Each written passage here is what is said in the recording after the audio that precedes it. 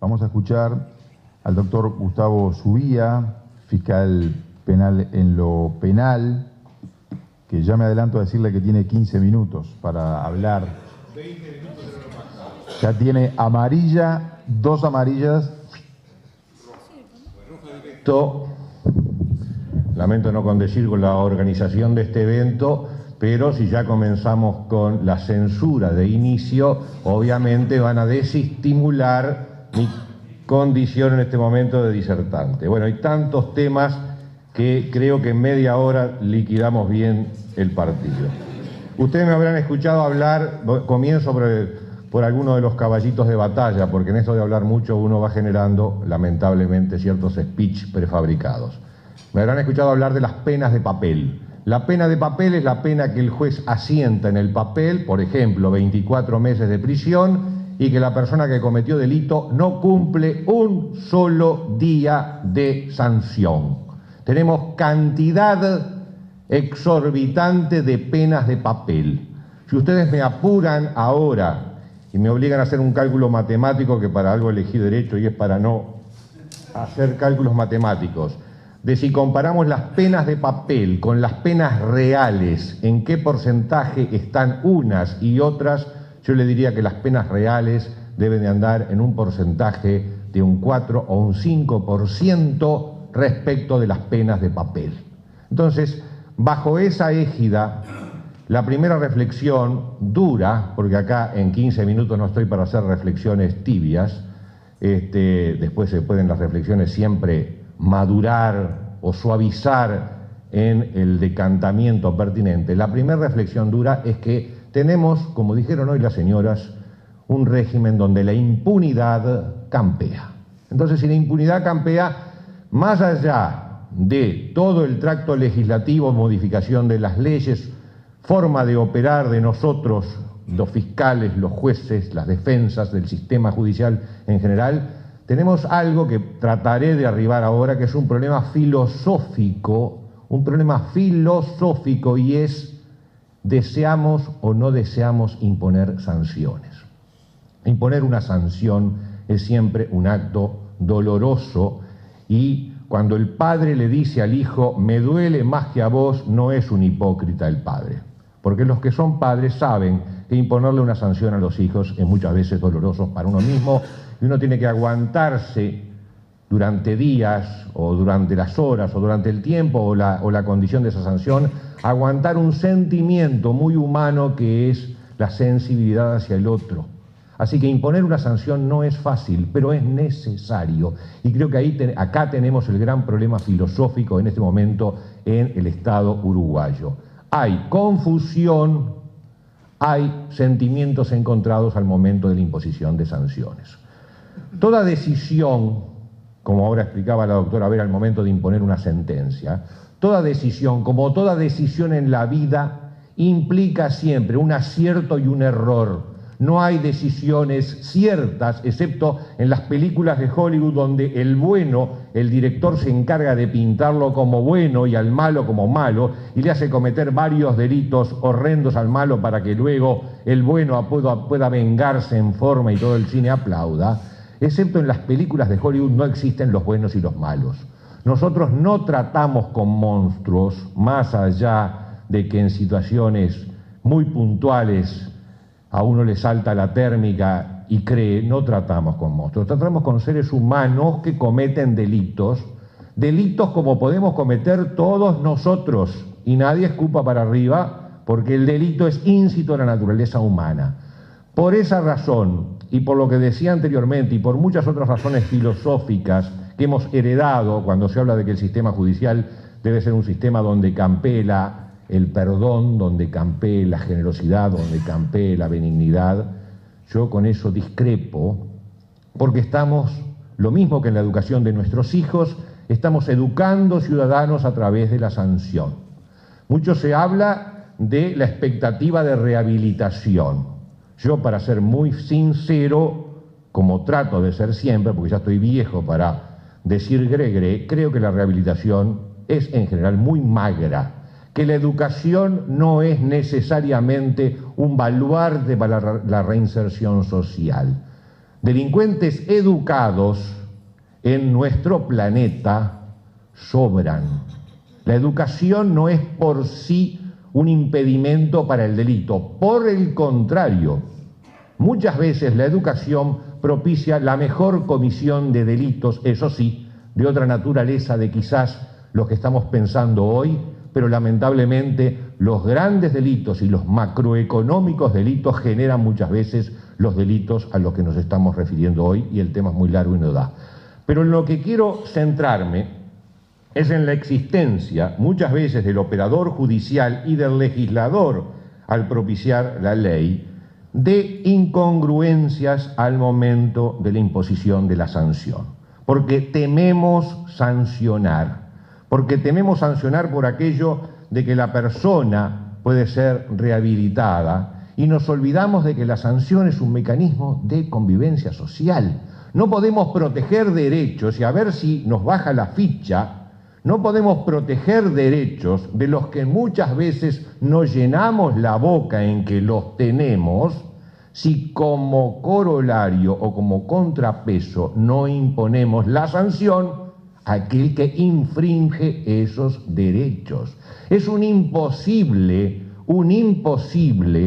el relatar derechos y más derechos y más derechos y más derechos de los que tenemos si como contrapeso no sancionamos a quien los infringe. Entonces, estamos en el dilema de hierro, porque imponer una sanción es siempre un dilema de hierro, siempre tiene esa cuota, como decía hoy, de equivocación, porque decidir es equivocarse. Si uno decide en la mañana hacer un pantagruélico desayuno, tiene las bondades de que queda satisfecho y las maldades de que el colesterol le va a subir. Si elige el vehículo en lugar del ómnibus, tiene las bondades de ir más abrigado y las maldades de que va a estar utilizando solamente para él un vehículo que está quemando esta atmósfera en la que vivimos. Y así todos, y piensen ustedes, toda decisión implica esa dificultad. Por eso el magistrado muchas veces, y yo tengo discusiones con los jueces, cuando solicito sanciones penales y solicito internaciones en establecimientos de reclusión de la persona, tengo las discusiones de cuando surge por ejemplo, el pobrecito. Pobre muchacho, es la primera vez que lo hace, hay que darle una oportunidad. No, del otro lado, y siempre pensemos que la justicia, la diosa Tetis tenía una balanza y una espada, del otro lado de la balanza, del pobrecito que delinquió por primera vez, o que esto, que lo otro y aquello, está la víctima. Entonces, si nos olvidamos de que en la balanza hay dos personas y solamente miramos una de las personas, que es el delincuente, que es el que está en el juzgado mucho más tiempo que la víctima y que tiene defensa como hoy no tiene la víctima, y que tiene presencia ante el juez como hoy no tiene la víctima, porque el juez no está en los interrogatorios de las víctimas, más allá de las audiencias en menores que obliga la ley a ser orales, y por lo tanto hay una presencia obligatoria. En materia penal de adultos, con nuestro sistema todavía semi-inquisitivo, muchas veces el juez no está. Entonces, si se ve solamente una cara de la realidad, que es la cara del delincuente, tendemos a ese procedimiento de conmiseración frente al delito, que, repito, creo que no estamos dando en la talla del problema. La sanción penal es necesaria, la sanción penal es dura, la sanción penal puede acarrear desajustes muchas veces porque no siempre se imponen las mejores circunstancias, pueden haber injusticias. Pensemos en el porcentaje de personas inocentes que pueden estar en prisión. Sí, yo como fiscal lo tengo asumido. Es la injusticia que cuando mis dos hijos se peleaban, optaba por visualizar la situación y a veces sancionar a uno, y de repente no era tan así como uno suponía. Es íncito a la naturaleza humana errar, equivocar, pero lo contrario, la inercia del no accionar, es completamente peor. Vivimos en este mundo a los efectos de tomar decisiones, y cada momento de nuestra vida las debemos tomar. El sistema, lamento decirlo porque yo pertenezco a ese sistema y hay excelentes personas en el sistema, pero creo que todo nuestro sistema filosófico, hoy legislativo, ejecutivo y judicial, está de alguna forma imbuido por sentimientos de piedad que en poco hacen bien. No es que la piedad no haga bien, es que en determinadas circunstancias hace bien y en otras no, que en poco hacen bien a esta convivencia social. La piedad, el perdón, tan importante, y hoy lo citaba la doctora en ese caso excepcional, el perdón viene después del arrepentimiento. Cuando no hay arrepentimiento, cuando no hay la visualización, cuando el delincuente es profesional, a ver si mi frase de delinquir es negocio, podemos entenderla y no visualizar solamente a ese pobre muchacho, que muchas veces les digo que el pobre muchacho es en el momento en que está en el juzgado sentado en el banco donde es interrogado. Apenas recobra la calle, ese pobre muchacho se transforma, repito, no en los monstruos, porque nosotros no trabajamos con monstruos, trabajamos con seres humanos, pero se transforma nuevamente en el delincuente, en el grupo de pares, en el amigo de otros delincuentes, que puede perfectamente matar, y no para robar, matar por el placer de matar. Como yo he tenido casos donde los muchachos nos dicen, si se sale con un arma, es para usarla, se necesite o no se necesita, porque el ser humano es un bichito, señores, que para los que son veteranos ya lo tienen que conocer, que mata por el placer de matar. La caza, la protección de los animales no viene como un elemento más en este mundo contemporáneo en que vivimos. El ser humano no solamente mata animales por el placer de matar, sino que en el siglo pasado, en el siglo XX, se calcula que hubieron unos 140 millones de personas fallecidas, nada más que en genocidios o en enfrentamientos bélicos, así que somos una raza bastante jodida y perdónenme la expresión. Entonces, la piedad para luego del arrepentimiento, previamente no. ¿Cuáles son las circunstancias que en general afectan al operador judicial para la no imposición de sanciones efectivas? No hablo de las penas de papel. En el papel podemos imponer meses y meses y de futuro quizás años y las penas pueden no cumplirse efectivamente. ¿Cuáles son los inhibidores? Y el tiempo, ya me imagino la cara de este hombre con tarjeta roja que me debe estar amagando algo. ¿Cuáles son los inhibidores en general? El primer inhibidor de la sanción penal que en los juzgados permanentemente está presente es la llamada corresponsabilidad social. Todos somos responsables de aquel hombre que no tuvo las oportunidades, que no tuvo el acceso a determinados bienes, que no tuvo la capacidad de comprender la norma prohibitiva, y sobre eso capaz que el doctor Langón nos ilustra con mucho más fundamentos que los míos, que son fundamentos de trinchera.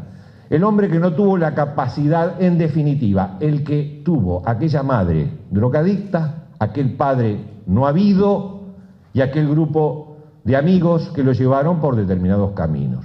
Por supuesto que eso existe, sería absurdo negarlo, sería absurdo negar que quizás determinados homicidas de clases pudientes y acaudaladas tuvieron una infancia terrible desde el punto de vista emocional, aunque su plato estuviera lleno, o que determinados delitos sexuales los cometen personas que tuvieron una terrible adolescencia reprimida. Por supuesto que en todo nivel de delitos existe un antecedente oscuro que lleva a la comisión del delito, o en otros casos pueden haber sido banqueros importantes, incluso en el caso de nuestro país, que defraudaron en cifras millonarias y que de algún lugar le vino el bichito del delito. Sucede que el bichito del delito está presente latente como los microbios en todos nosotros y apenas fallecemos, en pocas horas nuestro cuerpo se pudre por algo, porque existen latentes en nuestro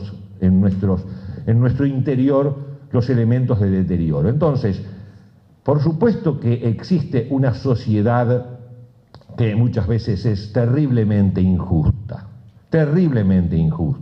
pero si a partir, y volvemos al tema de cómo tomamos decisiones, pero si a partir entonces de que porque hay circunstancias que a las personas en su vida le han dificultado, porque no impedido, dificultado la integración de determinados valores, entonces, mis amigos, estamos en el absoluto horno y bajamos y claudicamos los brazos y no aplicamos las sanciones penales.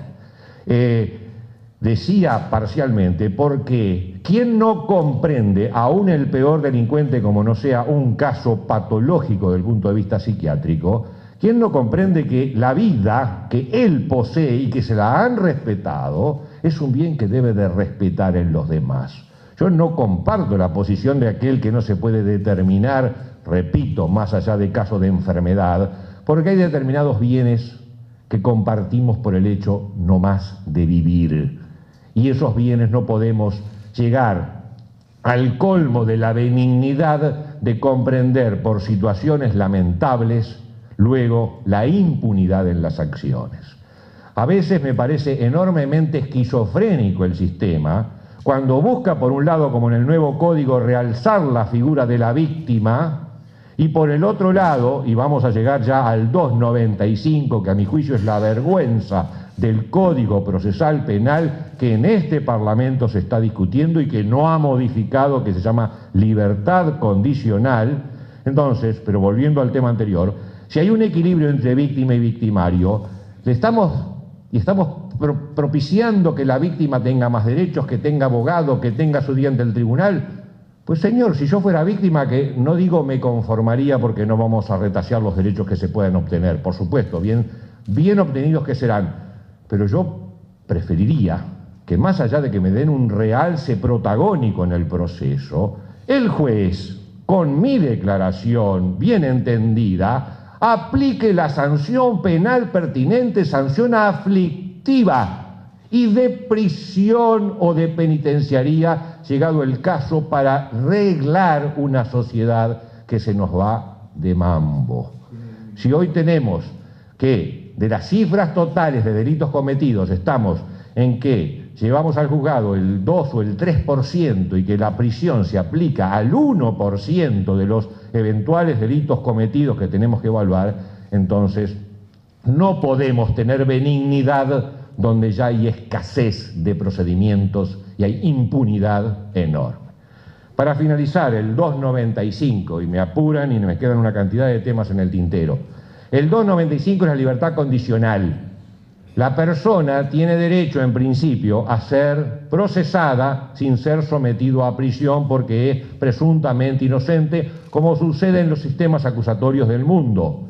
Pero cuando cae la sentencia, cuando la persona que era presuntamente inocente y echó mano a todas sus garantías procesales como las da el nuevo código, es demostrado que es culpable, la libertad condicional es un beneficio que se le da al que, como estaba en libertad, sigue en libertad, no tiene un solo día de sanción y lleva entonces como corolario que el individuo no cumple con la más mínima sanción frente a un delito.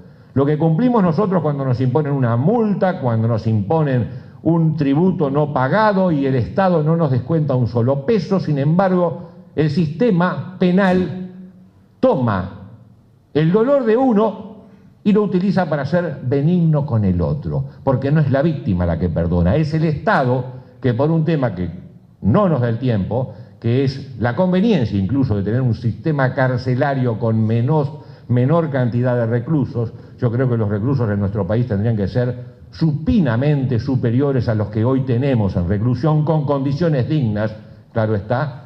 Entonces, la libertad condicional termina por fomentar la impunidad absoluta.